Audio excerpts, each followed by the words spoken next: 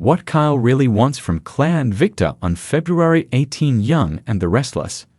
Victor made it clear to Kyle that he forbids the Abbott Cheyenne from dating his precious Claire on the February 18 episode of The Young and the Restless.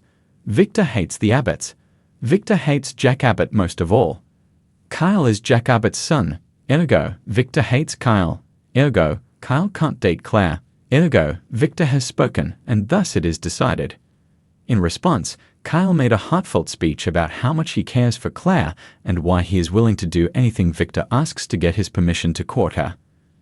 And, like a big boy, he did it without bursting into tears or falling on the floor in a tantrum, which is a big step forward for Kyle. Victor wasn't appeased. Neither were we, because we think we know what Kyle is really plotting.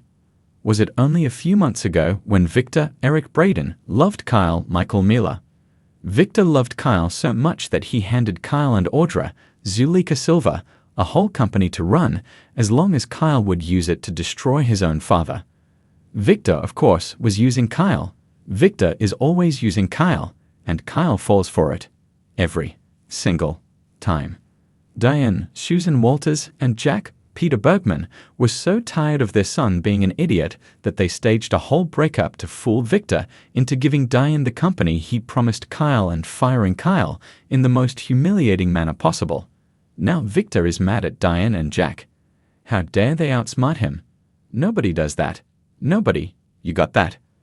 But what Victor doesn't realize is that Kyle is just as mad at him. And for the first time in his life, Kyle is going to do something about it. Kyle knows how much Victor hates losing, but at least he now realizes he isn't smart enough to take on Victor in the business world. He's going to leave that to his dad.